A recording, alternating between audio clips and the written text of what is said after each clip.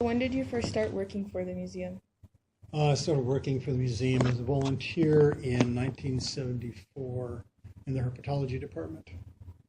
And just working on specimens. They're kind of like you're probably doing now. We didn't have the fancy camera gear, but yeah, 1974. Why did you start volunteering? I had started college, and I went to a talk here on reptiles, and the guy mentioned, the speaker mentioned, volunteer opportunities up in the herpetology department. He was a herpetologist here, and so he introduced me to the folks in that department, and they took me on. So.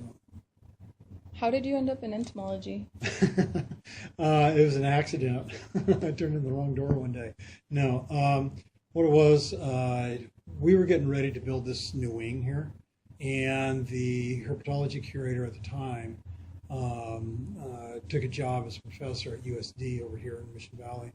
And at the time, they couldn't afford to hire a new curator, so they decided, since they're going to have to pack the collection up anyways for the new wing, let's go ahead and pack the collection up and put it in storage, and did that. And then I was kind of out of a job. And so I had a friend who was the curator of entomology at the time, a guy named David Faulkner. And they said, well, why don't you come over here, work on spider collection. We got spiders if you have an interest. And there's no organization. There's just all these spiders and vials with data, locality data, but no IDs. And so I said, okay, I'll give that a go. So I taught myself spiders, anatomy and taxonomy and all that. Yeah, so that's how I ended up in entomology. What's your educational background? I have an associate's degree in zoology from Southwestern College, and then a bachelor's of science in zoology from San Diego State, and a teaching credential. When you were a kid, did you ever think you'd have a job like this? I had no idea. No, no clue. I didn't, when I was, like a kid, I really didn't think about things. We used to do a lot of camping, outdoors and that. I never, I always enjoyed, the stuff. Couldn't go out and name things. I had no interest in that. I just enjoyed being outside fishing and that sort of thing. And it wasn't until, I was in high school, started thinking about careers. I wanted to be an architect, but my math wasn't all that great. So I didn't think too much about it because with Vietnam going, I went into the Navy. And just before I got out of the Navy, I was trying to decide what I wanted to do next, and came down to either history, which I enjoyed even as junior high student. I started reading history books and all of that, or biology. And so I decided on biology or zoology more specifically. Why? Why the zoology versus history? Or yes. Yeah, I figure zoology would be more employable. It is, as it turns out. History also is something that you can study pretty easily on your own if you have spare time and all that. There's a number of very good, like American Civil War historians whose first job is a banker or an accountant type or something like that, and they study history and write about it on their vacation times. So that's easy enough to do. It's a little harder to do that with science. You need labs. What's the most interesting project you've worked on in entomology? Probably the most interesting one has been one that I haven't done much with.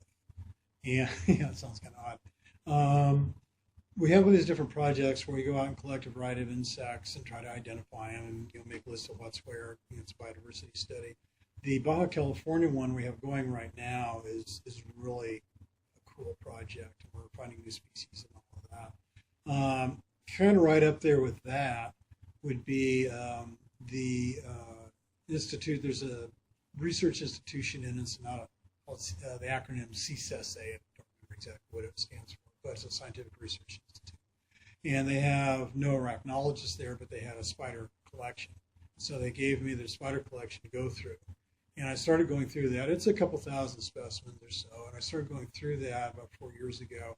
And just about every tube or vial I went through, I found something. It was a new range extension or a new occurrence of a species in Baja California. It was really pretty neat. And so, but there's no grant associated with that to pay my time. So it's just when I can get around to it.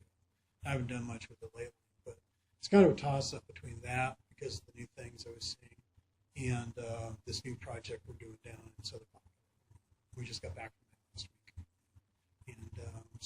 And we just got confirmation that the big spider in the lab over there, the big black spider, is a new, not only new species, but a new genus. We're going to describe it. So an expert in that group said, yeah, go ahead. I describe it. It's new. We're all stoked on that. Wow. Why do you personally think that your job matters? That's a good question. I haven't had that one before. It matters because I like it. No. Well, I don't know how much you've gathered about the importance of museums and museum collections in understanding the natural history of the planet, but they're critical.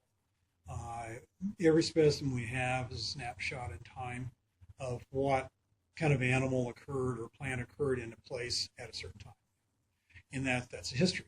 And we can do things, understand things with history. Like we can look at what's someplace now, go back, look at our old specimens and see if these things match up, if they're still there or not there, and that develops questions that we can pursue further. And things I'm collecting today, like some fly I can identify, but I don't really care about in terms of pursuing that as a study. It's a specimen in there, and at some point in time, I know just from the history of the place, I know somebody's going to look at that, and it'll be important in some future study. And so the things that we're doing now, we have our own interests in them and what we collect and understand. Our own interests at the time, but we also know somebody's going to be interested down the road in that stuff. And it's going to be important to future research. We may not know how now, but it will be.